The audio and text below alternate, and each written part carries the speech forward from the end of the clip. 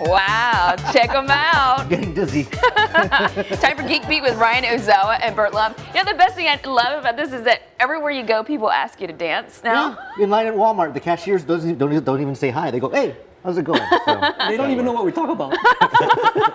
You're welcome. Thank you. All right, so we want to talk drones today because Howard had announced earlier this week that the FAA is now requiring people to register them, right? Yeah, so what's happening is that because there's going to be so many drones, so at Christmas time, the FAA wants everybody to register because there's all these incidences that are happening. So on December 21st, right before Christmas, they're going to open up the website and you need to register.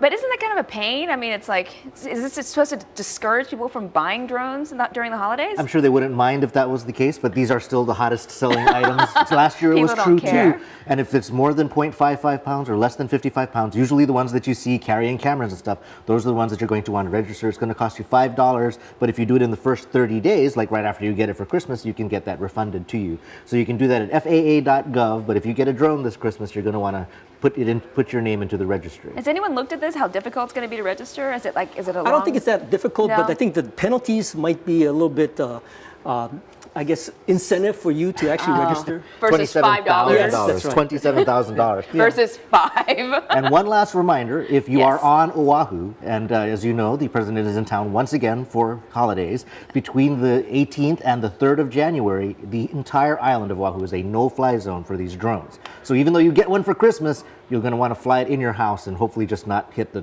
family dog.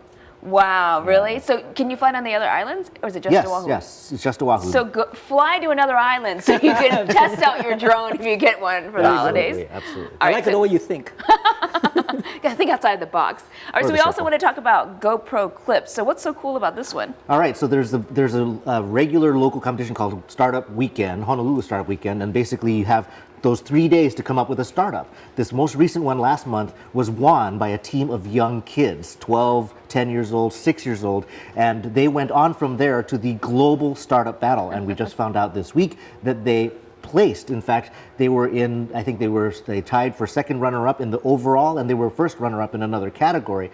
And this is significant because it needs to be pointed out, this is not a kids competition. There were actually grown-ups doing startups as well, and it's always impressive, I think, and Hawaii is doing very well with young entrepreneurs, so very exciting. Yeah, that's a very important distinction. If they were competing against adults and they got top 3. Right, and they've met with GoPro. They're going to hopefully have a retail partner. They've filed for a provisional patent. This is a business that these kids are going to get into. And they have a lot of new friends. They absolutely do. All right, we want to talk about robotics too, right? Well, this past Saturday was the Vex Robotics competition. So all the teams across the state have already gone through their regionals, and this is sort of like the culmination of the competition. And there are a lot of different categories that the teams compete at. So I was one of the judges. I mean, there's an innovation category, there's an amaze category, there's a build category, there's a bunch of categories. But the main competition is where the bots have to actually shoot the ball into a hoop and do a bunch of performance. So the finalists were an alliance that consisted of Pro City and Punahou. And then another alliance was Waianae and a homeschool team. Oh, wow. So this was a really, a good diverse group. Yeah. And of course, we were rooting for both teams to win.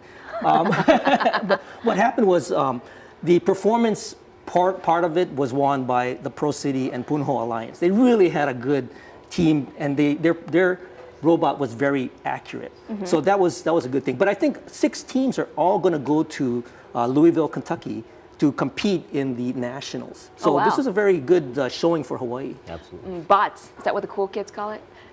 Bots, yeah. There's a whole bunch of robotics competitions, and Vex is just one of them. But and we're going to have them on the show this afternoon to talk to them about their experience. Okay, so tell me where people can listen to your show.